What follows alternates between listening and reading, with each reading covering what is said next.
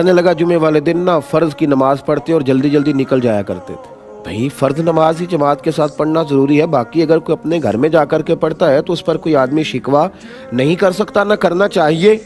تو کہتے ہیں کہ لوگ مجھے سمجھاتے ہیں کہ حضرت بشر حافی بڑے نیک آدمی ہیں، پر میری سمجھ میں بات نہیں آتی تھی۔ ایک دن میں نے فیصلہ کیا کہ میں دیکھوں گا کہ حضرت جمعے والے دن جاتے کہاں ہیں۔ میں نے جمعے کی نماز حضرت کے ساتھ پڑھی، اور جب فرض پڑھ کے حضرت بشر حافی باہر نکلے تو میں بھی پیچھے ہو لیا۔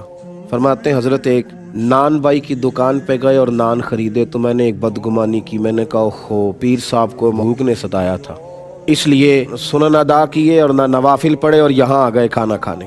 پھر وہاں سے وہ نکلے اور انہوں نے جا کر کے کچھ کباب خریدے، تو میں نے کہا کہ ان کی عمر دیکھو اور ذائقہ دیکھو۔ کہتے ہیں یہ سامان جمع کر کے تو حضرت جنگل کی طرف بڑھے، اور جنگل سے ذرا سا گزرے تو ایک کچی بستی شروع ہوئی، اور لکڑی کا دروازہ باہر سے بند تھا۔ جناب بشر حافی نے اس کو کھولا، اور کہتے ہیں کہ میں سوراخ سے دیکھ رہا تھا کہ ایک ضعیف، بیمار اور فالج زدہ بزرگ چارپائی پہ لیٹے تھے۔ جناب بشر حافی آگے بڑھے تو ان کے منہ سے پانی اور رطوبتیں نکل نکل کے ان کی داڑھی کو بھگو رہی تھیں۔ حضرت دوڑ کے آگے بڑھے، پہلے انہیں سیدھا کیا، پھر مٹکے سے پانی پیالے میں ڈالا، اور پھر اپنا امامہ کھول کر، پگڑی کھول کر، اس کا پلو پانی میں بھگو کر اس بزرگ کا منہ دھویا، پھر انہیں بٹھایا، اور پھر جب پہلا لقمہ توڑ کر کے ان کے منہ میں ڈالا تو وہ بزرگ رو پڑے، کہنے لگے بشر حافی 14 سال ہو گئے تو ہر روز آتا ہے، مجھے تو میرے اپنوں نے بھی چھوڑ دیا ہے، اس لاش کا بوجھ تو کب تک اٹھائے گا؟ اب تو کوئی میرے قریب نہیں آتا، بس کر یار، تو کب تک آئے گا؟